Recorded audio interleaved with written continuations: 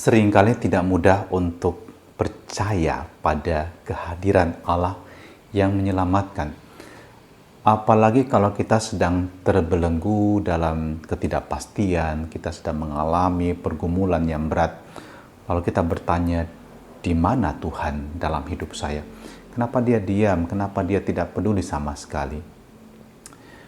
Padahal sesungguhnya Tuhan itu selalu ada meskipun Anda tidak merasakannya.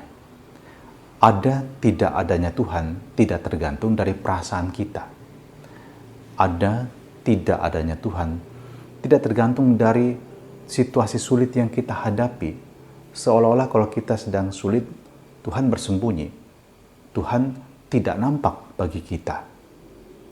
Kalau kita belajar juga dari Injil hari ini, ketika Yesus mengeritik orang-orang yang berada di sekitarnya, dia datang di kampung halamannya di Nazaret, tapi orang-orang sana tidak percaya sama dia. Dan bahkan Yesus memberikan juga gambaran apa yang terjadi pada bangsa Israel sejak zaman dahulu. Allah selalu hadir di dalam hamba-hambanya termasuk para nabinya. Tetapi orang-orang Israel pun tidak dapat menangkap tanda-tanda tersebut karena mereka terkungkung dengan penderitaan, dengan keyakinan mereka sendiri. Dan Yesus mengambil dua contoh yang sangat indah. Yang pertama adalah contoh mengenai Allah memberikan rahmat kepada salah seorang janda di Sarfat.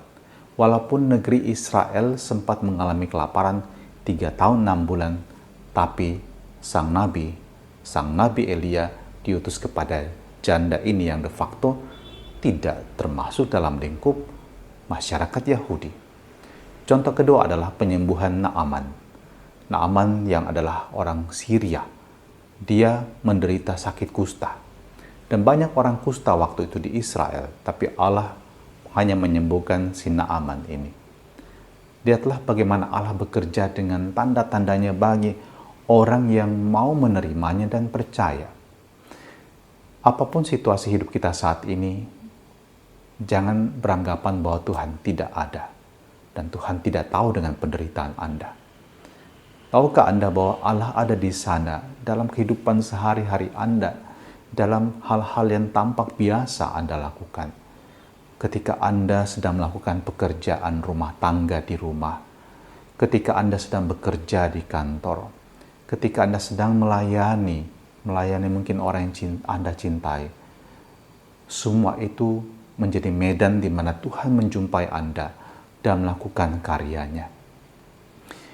Yang paling penting, kunci untuk mengalami dan merasakan itu adalah awareness. Kita sadar, di sana Tuhan ada. Di sana Tuhan ada, dan dalam kesulitan yang mesti kita lakukan adalah dalam keheningan ambil waktu dan berseru kepada Tuhan. Tuhan, tolong saya. Tuhan, dengarkan doa saya. Saya memberikan kepada Anda juga gambaran. Masuklah dalam keheningan. Dengarkan dia, dengarkan suara dia. Dia ingin berbicara dengan Anda dalam keseharian hidup Anda yang tampak begitu biasa-biasa saja. Jika Anda punya waktu, dengarkan juga entah renungan-renungan atau mungkin lagu-lagu rohani yang dapat membangkitkan kembali semangat Anda. Dan Anda diyakinkan, dikuatkan kembali, dia ada. Dia tidak pernah meninggalkan saya. Dia selalu mengirimkan tanda-tandanya untuk kehidupan saya. Mari kita mohon berkat Tuhan supaya kita diteguhkan kembali dengan firman Allah ini, bahwa dia sungguh ada dan memperhatikan hidup setiap anaknya. Dia selalu memberikan tanda yang kita inginkan, tapi tidak dalam tanda spektakuler. Tanda-tanda yang sederhana. Bahkan kadang kisah hidup orang lain pun dapat menjadi tanda di mana Allah menyelamatkan dan berkarya dalam hidup Anda.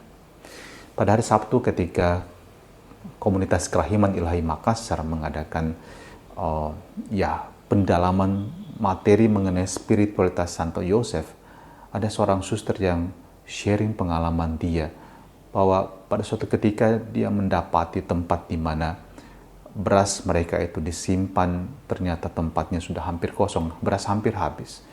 Dan yang dia lakukan adalah dia datang kepada Santo Yosef berdoa di depan patung Santo Yosef, dan kemudian tidak lama setelah itu ada sebuah mobil pickup datang membawa beras ke biara tersebut, dan Anda melihat Tuhan bekerja dengan caranya, dan suster ini kembali ke kapel dan berdoa bersyukur untuk kebaikan Tuhan. Saya yakin Tuhan juga punya cara untuk bekerja dalam hidup Anda. Dan terimalah berkat Allah yang Maha Kuasa untuk kita sekalian, untuk karya kita sepanjang hari ini, dalam nama Bapa dan Putra dan Roh Kudus. Amin.